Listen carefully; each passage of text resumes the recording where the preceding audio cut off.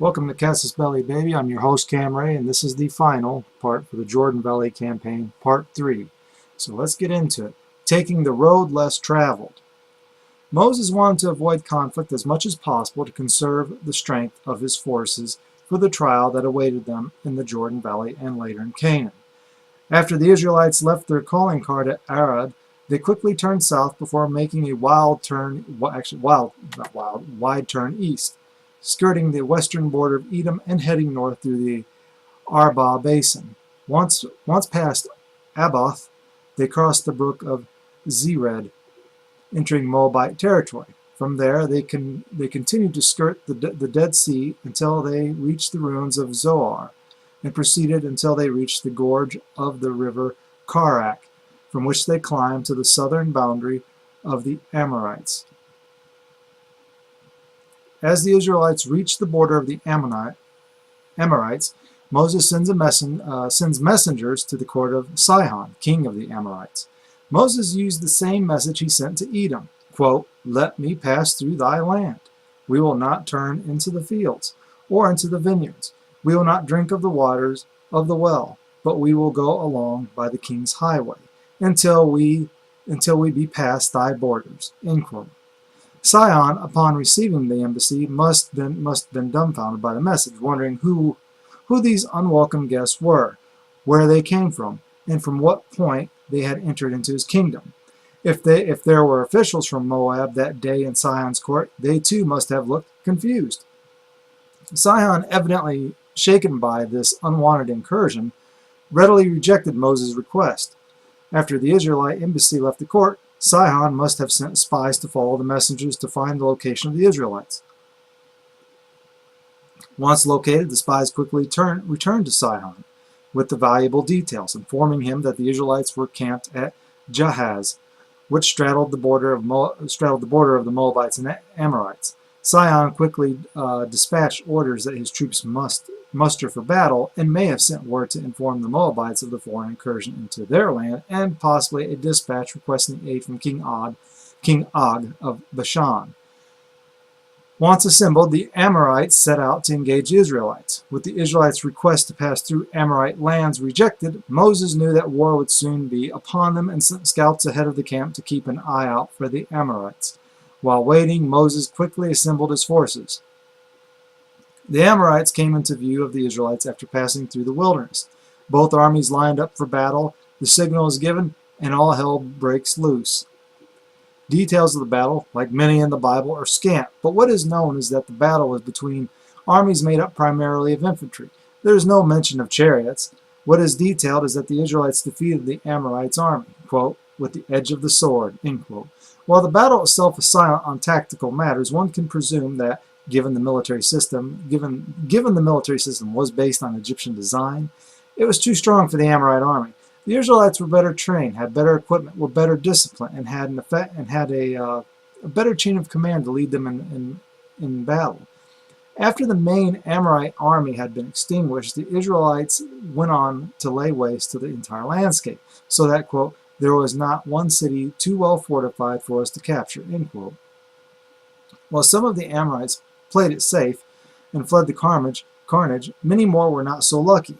Moses' strategy after defeating the army of Sihon was to annihilate the Amorite homeland with extreme prejudice. The Israelites destroyed and despoiled every city and village and slaughtered every man, woman, and child until not a soul stirred about the landscape. What the Israelites did refrain from killing was the livestock, particularly cattle. After the slaughter was over, the Israelites found themselves the new tenants of the former Amorite lands under King Sihon. Quote, "And Israel smote him with the edge of the sword, and possessed his land from Arnon unto Jabbok, even unto the children of Ammon, for the border of the children of Ammon was strong." End quote. Newly acquired territory comes with newly acquired threats. While the Ammonites to the northeast were too strong and did not pose a threat, at least for now, Moab to the south did, but was too cautious to attack. According to the Bible, Moab used to control territory north of the Arnon River before King Sihon went toward Moab and pushed their borders back to Arnon, With Sihon dead and the land purged of the Amorites, the Moabites had opportunity to retake their former lost territory due to the power vacuum caused by the Israelites, but made no physical attempt to do so at that time. While the Israelites' reports show, while the Israelite report shows that Moab hesitated to take action, Moses sent spies to conduct reconnaissance north of their position in the lands of Gilead, which were under the control of King Og of Bashan. The reports were favorable, and Moses quickly assembled his forces and led them towards Gilead before King Og of Bashan took the initiative to strike first. The first strike on Gilead would be indirect.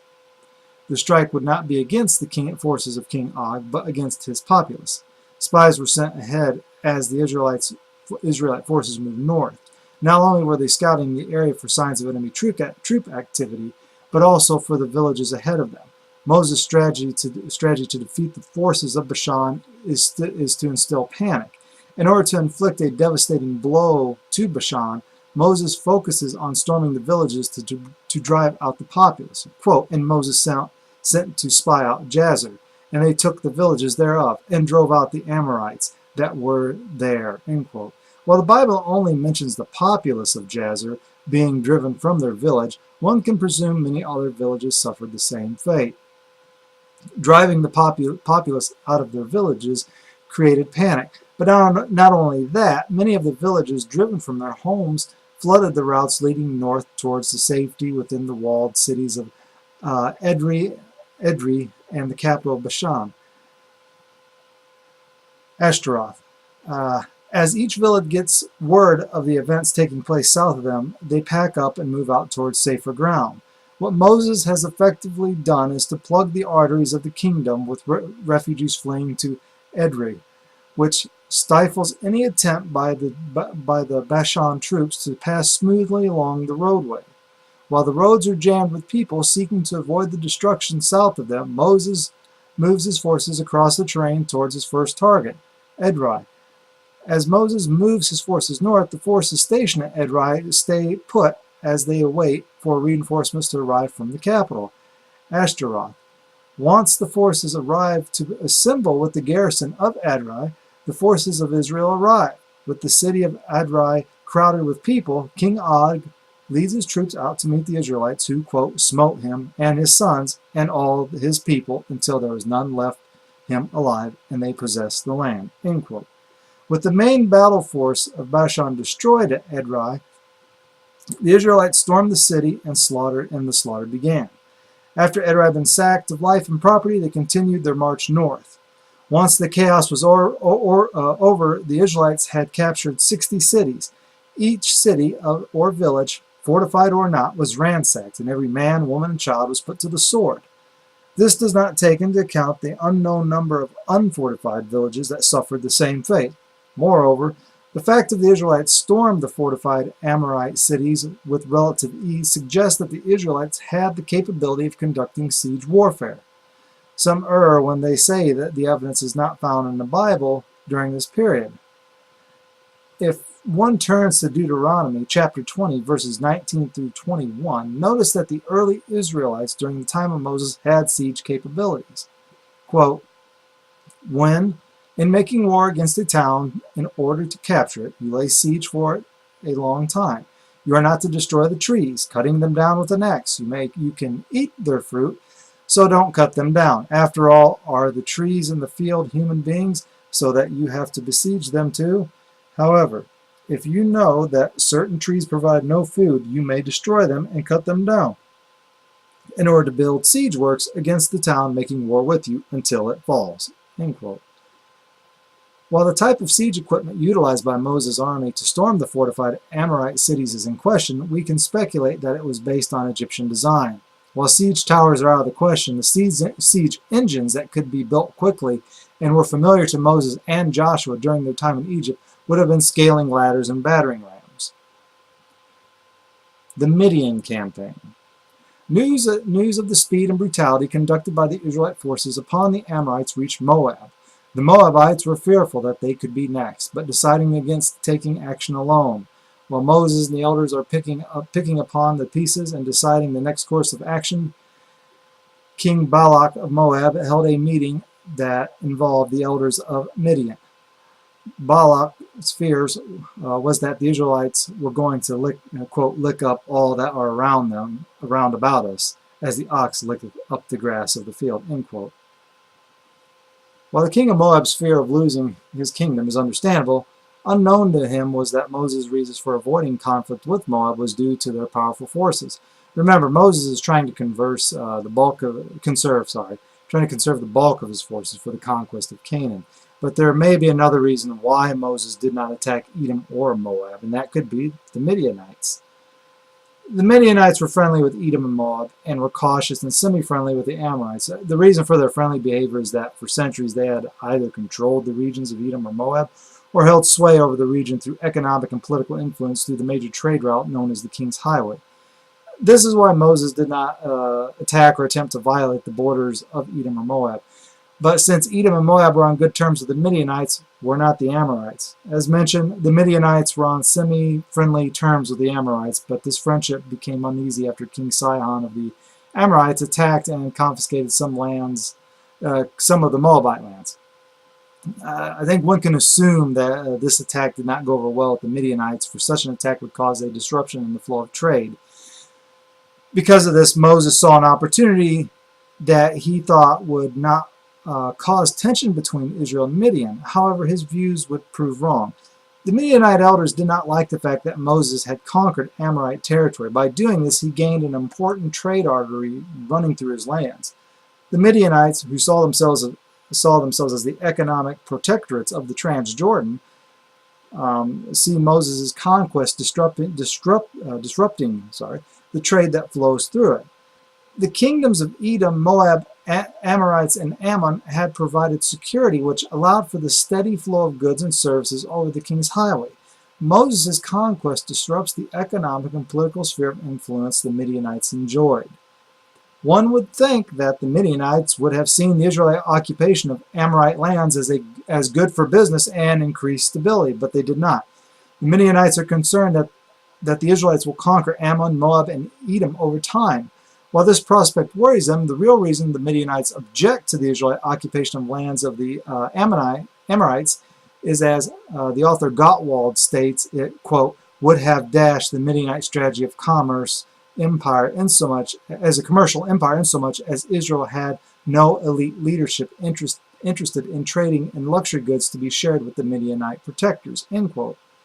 Because of this fear of losing the economic benefits they received from the politically organized established monarchical nation-states that ran along the Transjordan, the Midianites decided that in order for business to flow smoothly along the King's Highway, war with Israel must commence if Midian, Edom, Moab, and Ammon wish to continue enjoying their products of luxury. With the Amorites gone, King Balak of Moab begins to feel political pressure from the Midianites to take action amid the pressure of uncertainty the new tenants bring in occupying the former Amorite lands. Balak and the Midianite elders conspire to formulate an attack. Before they make a direct attack on the Israelites, they hire Balaam. Of course, everybody knows the prophet Balaam in the Bible and his donkey. The regionally renowned diviner from the east of the Jordan River. Balaam is offered a large sum of money if he will curse the Israelites. However, as the story goes, Balaam refuses to curse the Israelites. Instead, he only blesses them, which angers King Balak. One reason Balaam refused to curse Israel was that the Israelites were militarily stronger, zealous, and capable of inflicting a major defeat upon Moab. Balaam was no fool. He understood what was at stake if he were to curse Israel, his reputation. Balaam knew that if he were to curse Israel, it would be a green light for the nations of Moab, Midian, and Ammon to attack Israel. This is obviously something he wanted no part in, and thus denied Balak's request by providing the truth that if you attack Israel, you will cease to exist. While Balaam refuses to grant Balak divine favor, which would have led to a direct attack, he advises Balak to take an indirect approach. Balaam advises Balak that if you want victory through a curse, use your Moabite women to seduce the men of Israel who abode in Shittim. Balaam's instruction is obvious. Since he cannot curse the Israelites themselves, why not allow the Israelites to curse themselves? Balak takes the advice, quote, and the people begin to commit whoredom with the daughters of Moab. And they called the people unto the sacrifices of their gods, and the people did eat, and bowed down to their gods, end quote. Balaam's advice worked. Israelite males began sleeping with Moabite women. While some will point to this as the cause, it was not. The issue that caused Moses and many of the leadership to fly into a frenzy was the worship of Baal. Worship of another god, not your own, during these times was viewed as an act of treason. Moses understood what the Moabites and Midianites were doing, and that was trying to divide Israel to make it much easier to rebuff them. Because of the incident, Moses orders the judges to slay all those who have partaken in the worship of Baal. The number of deaths is said to have been 24,000, but was much lower when considered the word Elaph mentioned in previous, actually, yeah, it was previous episodes. I can't remember which episode, which mentioned, and it can mean a military unit, a family, or a clan. Nevertheless, the plague of worshiping Baal would stop only after Phinehas, the grandson of Aaron, took a spear and followed Zimri, son of Salu, the prince of the chief house among the Simeonites, and his lover, Cosbi, daughter of Zur. He was head over a people and of the chief house of Midian, into the tent and thrust. He killed both of them with the spear as they were having sex. After Moses reestablishes his authority over the Israelites, he prepares to strike the source of the problem, the Midianites. While the Moabites are just as guilty, Moses knows that he would have to commit the entire Israelite force if he were to attack Moab, and in doing so, risk a rear attack from the Ammonites, who are also conspiring against Israel. Instead, Moses orders that each tribe muster 100 men from, which totals 1,200. The man leading this group in a covert attack was Phinehas. Moses' orders were simple: harass and exterminate those Midianite factions responsible for the ordeal they brought upon Israel. The Israelite forces under Phinehas moved out under the cover of darkness, skirting the border of Moab, taking cover the best they could once in Midianite territory. While details of the covert action are scant, what can be deduced is that, due to the small size of the force, the Israelites blitzed the Midianites using speed and psychological warfare, hence the trumpets they brought with them. Each village and walled city the Israelites came upon, they would blast the trumpets, give a great shout, and proceed towards their intended target. Once in, butchery, plunder, and destruction of the city began. All of the Midianite males and their kings were slaughtered, and they eventually found Balaam, who's also put to the sword. With the adult males of the involved Midianites factions dead, Phinehas rounded up the women, the children, livestock, and he brought them back to the Israelite camp. Moses gets word that the Israelites' forces near the camp and quickly sends for Eleazar the priest and the chief leaders of the tribes to come out and meet them. Moses is stunned at what he sees. Problem is, Phinehas was supposed to kill everybody, and he didn't. The men who partook in the Midian Campaign and the slaughter of women and children near the base camp were ordered to stay outside the camp for 7 days to purify themselves. Not only were they cleaning their wounds and the dry gore upon their skin and garments, more importantly, their minds. With the Midianite question partially resolved for now, the Israelites dealt with the Moabites in a different fashion. Instead of attacking the Moabites, Moses made it clear not to deal with them and left it at that. The Bible states that Moses was against attacking Moab and Ammon due to his kinship. But the Bible also states another reason: military strength. Israelite spies had been scouting the land for many years, bringing crucial information back to Moses. Moses understood what his men were capable of doing and what they were not. He was a realist and understood that an attack on Moab or Ammon would prove disastrous for now. The Moabites could have retaliated, but they decided against it, even though it seems plausible that the combined forces of Moab and Ammon could have defeated the Israelites. Their decision to refrain from attacking is understandable.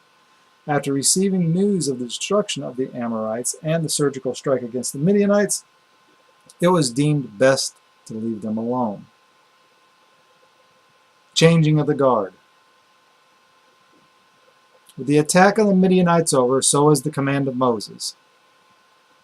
Quote, "And the Lord spoke unto Moses that selfsame day, saying, Get thee up into the mountain Abram, unto Mount Nebo, which is in the land of Moab, that is over against Jericho. And behold, the land of Canaan, which I give unto the children of Israel for a possession, and die in the mount, whither thou goest up, and be gathered unto thy people." End quote. According to the Bible, Moses was barred from entering the Promised Land for an incident that took place in the wilderness. The incident that got Moses barred from Canaan was when he, out of frustration, struck a rock with his staff to produce water for 30 years for thirsty Israelites, and their livestock. Moses was not supposed to do that, for Yahweh told Moses to speak to the rock and it would produce water. Of course, he didn't. While most believe this to be the case, it very well could be, even though it seems illogical. An alternative that seems more reasonable is that certain high-ranking Israelite elders may have killed Moses. Yeah, this may sound conspiratorial, but remember, when Moses died, quote, his eyes was not dim nor his natural force abated, end quote. In other words, his health was still good when he passed. Many decades of living in a harsh lands, dealing with famine and thirst, slaughtering other nations, or being slaughtered by your own seems like a recipe to produce much bitterness towards the one leading them. However, there's not one bit of evidence that points to Moses being killed by his own. I understand that. But given that he was still in good health and his death appears abruptly in the Bible, not to mention that once Joshua takes command of the Israelites, the Levitical priesthood took a back seat, seems to point to Moses having been killed by his fellow Israelites. Nevertheless, it's all conjecture. With the death of Moses, Joshua was placed in command. If the Israelites had enough of the bloodshed, it was only to get worse. With Joshua in command, the conquest of Canaan was about to commence and would prove to be far more difficult. Now, if you like that little mini lecture, please give me a thumbs up. Leave your comments below. Be nice and no fighting.